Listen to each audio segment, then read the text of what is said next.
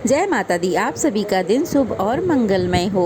आज आषाढ़ गुप्त नवरात्रि का छठा दिन है और आज के दिन महाविद्या माँ त्रिपुर भैरवी की पूजा की जाती है। त्रिपुर भैरवी छठी महाविद्या कहलाती हैं।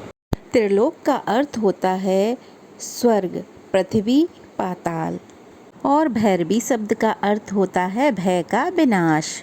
इसलिए त्रिपुर भैरवी त्रिलोक के विनाश और भय को समाप्त करने के लिए स्थापित हैं।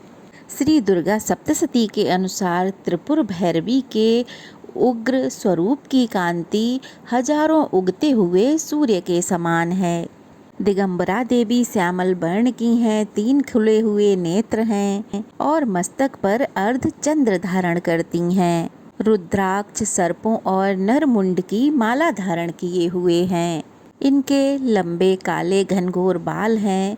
4 भुजाओं से युक्त देवी अपनी दाहिनी भुजा में खड्ग और नरमुंड से निर्मित खप्पर धारण करती हैं और बाईं भुजा में अभय तथा वर मुद्रा प्रदर्शित करती हैं। देवी का मुखमंडल अत्यंत डरावना है। देवी का प्राकट्य मृत देह से है और इन्हीं की शक्ति मृत देह को पंच तत्वों में विलीन करती है। सौम्य रूप में त्रिपुर भैरवी लाल वस्त्र और गले में माला धारण किए हुए हैं। समस्त शरीर पर रक्त चंदन का लेपन है। अपनी दाहिनी भुजा में जप की माला और पुस्तक धारण करती हैं। बाईं भुजा से अभय और वर मुद्रा प्रदर्शित करती हैं और कमल के आसन पर विराजमान हैं। इन्होंने ही 18 भुजा युक्त दुर्गा रूप में उत्तम मधु का पान कर महिषासुर नामक दैत्य का वध किया था। एक समय महाकाली के मन में पुनः गौर वर्ण प्राप्त करने का विचार आया। इस पर देवी अंतर्ध्यान हो गईं। महादेव जब देवी काली को अपने समक्ष नहीं पाते तो व्याकुल होकर नारद जी से देवी के बारे में पूछते हैं। तब नारद जी ने उन्हें देवी का बोध करवाकर उनके प्राकट्य को सुमेरु पर होना बताया। तब महादेव जी की आज्ञा से नारद जी देवी को खोजने के लिए निकले। नारद जी इस देवी को खोजते हुए सुमेरु के उत्तर में पहुंचकर महादेव जी से देवी के विवाह का प्रस्ताव रखते हैं। इस प्रस्ताव से देवी क्रोधित होकर देह से 1600 विग्रह प्रकट करती हैं। इसलिए महाकाली के छाया विग्रह से ही देवी त्रिपुर भैरवी का प्राकट्य हुआ। ये सभी महाविद्याएं शिवजी की शक्तियां हैं और भागवत पुराण के अनुसार छठी महाविद्या त्रिपुर भैरवी ही देवी काली का स्वरूप हैं।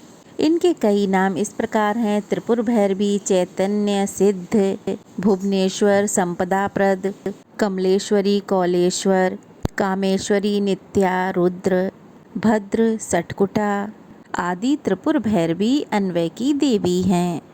महाविद्या त्रिपुर भैरवी की पूजा करने के लिए घर की दक्षिण दिशा में लाल रंग का वस्त्र बिछाकर उसके ऊपर उड़द की ढेरी और फिर तांबे का कलश रखें।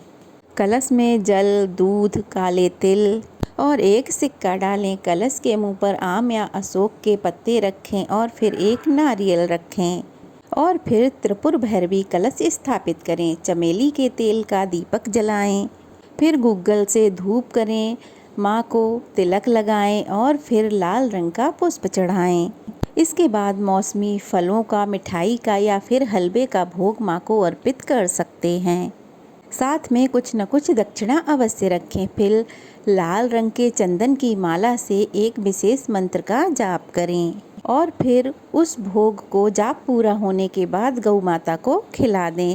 मंत्र इस प्रकार है: ओम ह्रीं क्लीं श्री देवी त्रिपुर भैरवी नमः। पूरी श्रद्धा और भक्ति से माँ की कथा सुने, कथा पढ़ें और फिर आरती करें। अंत में क्षमा याचना करना बिल्कुल भी ना भूलें। ये तो थी छठे दिन की महाविद्या माँ त्रिपुर भैरवी की व्रत कथा। अगर आपको अच्छी लगे तो वीडियो को लाइक करके शेयर ज़रूर करें और अगर नए हैं तो प्लीज़ चैनल को सब्सक्राइब करें और आगे की वीडियो भी हमारे चैनल पर ज़रूर देखें।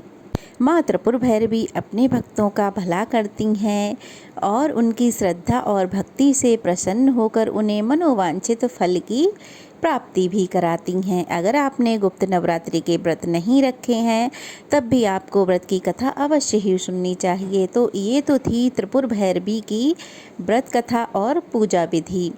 आगे की कथाएं भी आपको मेरे चैनल पर सुनने को मिलेंगी, तो प्लीज़ ज़रूर सुनिएगा और अपना प्यार भी दीजिएगा। तो चलिए फिर मिलते हैं, तब तक के लिए जय माता दी। माँ की कृपा सदा सर्वदा आप पर और आपके परिवार पर यूं ही बनी रहे। जय माता दी।